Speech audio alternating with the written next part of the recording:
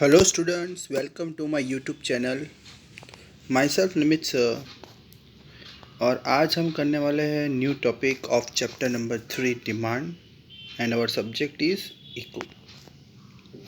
तो यहाँ पे हम नया टॉपिक जो करेंगे बस हम दो टॉपिक बाकी है जिसमें हम हमारा चैप्टर कंप्लीट करेंगे। Individual demand and market demand. Individual demand का मतलब होता है कि कस्टमर सिर्फ एक ही कस्टमर के डिमांड के बारे में आप स्टडी कर रहे हो। जैसे देखिए यहाँ पे देखिए, individual demand is the demand of a good by a individual consumer.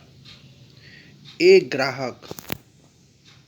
ग्राहक कितनी डिमांड कर रहा है at a given price and at a given time. अगर आप सिर्फ एक ही कस्टमर या एक ही कंज्यूमर के बारे में स्टडी कर रहे हो उसे बोलते हैं इंडिविजुअल डिमांड।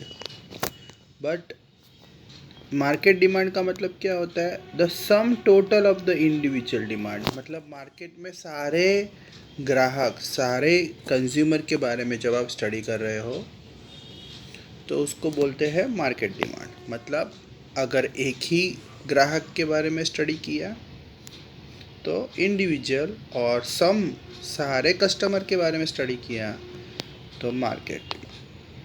देखिए ये टेबल के तौर पे समझा है। समझ लो कोई भी एक यहाँ पे प्राइस दी हुई है। फॉर एग्जांपल यहाँ पे जो प्रोडक्ट है हम ले सकते हैं एप्पल। ठीक है, ये एप्पल के प्राइस है। जब यहाँ पे demand by individual A, B and C, मतलब यहाँ पे एक ए नाम का व्यक्ति है, एक बी नाम का है और एक सी नाम का है। तो यहाँ पे तीनों का टोटल है। तो अगर मैं ये देखता हूँ कि ए जो है 10 रुपये था तब एक एप्पल ख़रीद रहा था। जैसे जैसे प्राइस घट रहा है, देखिए 8 हो रहा है, 6 हो रहा है, 4 हो रहा है। When ever the price is decrease his demand for the product is increase.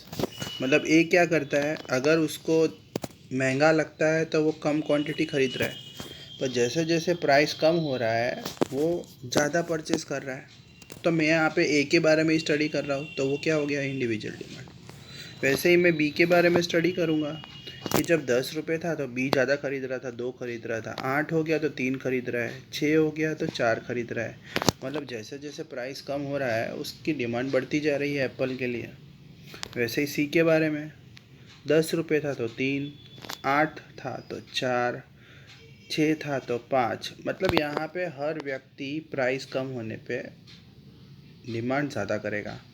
अब मैं ये तीनों का टोटल कर दूँ, ए प्लस बी प्लस सी, तो यहाँ पे क्या हो जाएगा, मार्केट डिमांड।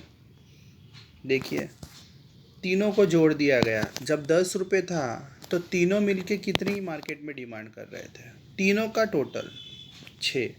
1 प्लस 2 प्लस 3 6 हो गया। 8 रुपये था तो तीनों का टोटल कितना था? 2 प्लस 3 प्लस 4 9। 6 था तो तीनों का टोटल। तो यहाँ पे जब सबके बारे में स्टडी किया जाता है तो उसे हम क्या बोलते हैं? उसे हम बोलते हैं मार्केट डिमांड। और एक ही पर्टिकुलर इंसान के बारे में स्टडी किया जाता है तो इंडिविजुअल डिमांड। ओके। अब ग्राफ में अगर आप देखो तो तीनों का अलग अलग ग्राफ बनाना है। जैसे यहाँ पे हमने कितने लोग लिए थे? ए लिया था, तो ए का ग्राफ बनाएंगे।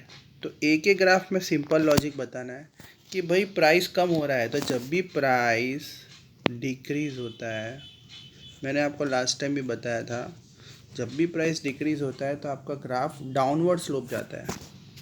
क्योंकि जब आप उसको प्लॉट करोगे तो देखिए, जब आप प्लॉट करते हो तो 10 रुपये पे डिमांड एक थी, ए का बता रहा हूँ मैं आपको, 10 रुपये पे डिमांड एक थी।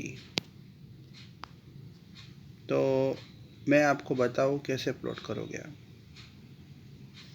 10 रुपये पे एक डिमांड एंड देन 8 पे 2, तो आप उसको प्लॉट कर सकते हैं।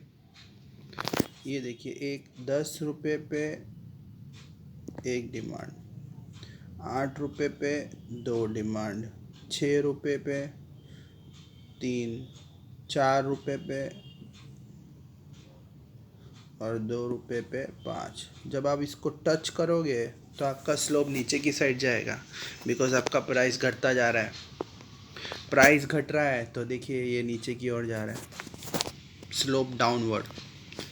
ओके, वैसे ही आपको ये बी का बनाना है। बी में भी नीचे की स्लोप ही जाएगा, क्योंकि इसमें भी प्राइस तो डिक्रीज़ हुआ ही है, तभी उसकी डिमांड बढ़ी है। सी में भी नीचे की ओर जाएगा, क्योंकि इसमें भी प्राइस डिक्रीज़ हुआ है और डिमांड बढ़ी है। और सम जो मार्केट डिमांड जो मैंने बताया तीनों का टोटल करना है, उसमें भी नीचे जाएगा, क्योंकि प्राइस सब में कमी हुई है ना, तभी तो सबकी डिमांड बढ़ी है। तो प्राइस डिक्रीज़ हुई है तो हमें स्लोप्स डाउनवर्ड ही बताना है। ओके स्टूडेंट्स, और फिर बाद में हमें इसे अपने मन से पैराग्राफ बना के लिख देना है कि whenever the prices decrease the demand for A B and C increase constantly. यहाँ पे आप लिख सकते हो कि हमने इंडिविजुअल डिमांड जो है वो किसका बताया था, 3 लोगों का बताया था, ए बी और सी, राइट। और इसके अंदर हम लोगों ने डिमांड कर बताया तो उसमें सेपरेट डायग्राम बनाए थे, तीनों के सेपरेट बनाए थे, फिर मार्केट डिमांड का अलग बनाया था। और सबके डायग्राम में एक ही चीज़ कॉमन देखने को मिल रही है, डाउनवर्ड। डाउनवर्ड का मतलब मैंने आपको बताया था, स्लोप जो है नीचे की ओर जाएगा, क्योंकि प्राइस घटेगी तो आप जब प्लॉट करोगे तो वो आपको नीचे की ओर ही बताना पड़ेगा। ओके स्टूडेंट्स, अब हम करेंगे इलास्टिसिटी ऑफ डिमांड। यहाँ पे इलास्टिसिटी ऑफ डिमांड मतलब होता है प्राइस इलास्टिसिटी ऑफ डिमांड। मतलब इसमें ये बताया गया है कि लॉ ऑफ डिमांड ये बोलता है कि अदर फैक्टर, मैंने आपको बताया था अदर फैक्टर कौन से होते हैं। अदर फैक्टर भले ही कांस्टेंट हो, कुछ भी चेंज नहीं होगा, बट एक चीज़ होगी जिसके वजह से डिमांड चेंज होती है, और वो है प्राइस। प्राइस बढ़ेगा तो डिमांड घटेगा, और प्राइस घटेगा तो डिमांड बढ़ेगा। ठीक है, ये हमें देखना है।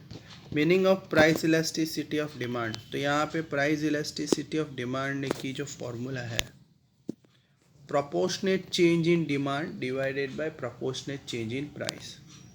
प्रोपोर्शनेट का मतलब अगर आप चाहिए तो परसेंटेज भी लिख सकते हो, इसकी जगह पे परसेंटेज भी लिख सकते हैं। मतलब कितना डिमांड चेंज हुआ डिवाइडेड बाय कितनी प्राइस चेंज हुई। If a 1% fall in price of X lead to 5% rise in demand, मतलब अगर 1% प्राइस कम होगा, देख लीजिए आप, तो डिमांड कितनी होगी 5%। अगर आप फॉर्मूला के हिसाब से डालते हैं तो आपकी जो फॉर्मूला है ऊपर डिमांड आता है और नीचे प्राइस आती है, तो डिमांड आपकी कितनी हुई है 5, तो यहाँ पे आप ऊपर 5 लिख दीजिए, क्योंकि फॉर्मूला में ऊपर पहले डिमांड आएगा नीचे प्राइस आएगा। और प्राइस आपकी है 1%, फिर आप उसको कैलकुलेट कर लीजिए। आपका आंसर हमेशा पॉजिटिव आना चाहिए, नेगेटिव नहीं आना चाहिए, याद रखिएगा। अगर आपका आंसर नेगेटिव आता है तो बचपन में आप मैथ्स में ऐसे लिखते थे एब्सोल्यूट वैल्यू की साइन, मतलब अगर आप ये एब्सोल्यूट वैल्यू की साइन लगा लेते हो ऐसे, तो आपका जो माइनस का नेगेटिव का साइन है वो हट जाता है। तो फॉर्मूला आपकी कैसी बनेगी, change in demand divided by change in price. Demand और प्राइस में इन्वर्स रिलेशन है। सो आपका डिमांड और प्राइस में हमें ये बताना है कि अगर प्राइस चेंज होता है थोड़ा सा भी तो उसका असर डिमांड पे पड़ता है।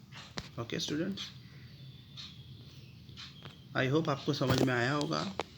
अगर अच्छा लगा हो तो लाइक और सब्सक्राइब जरूर कीजिएगा।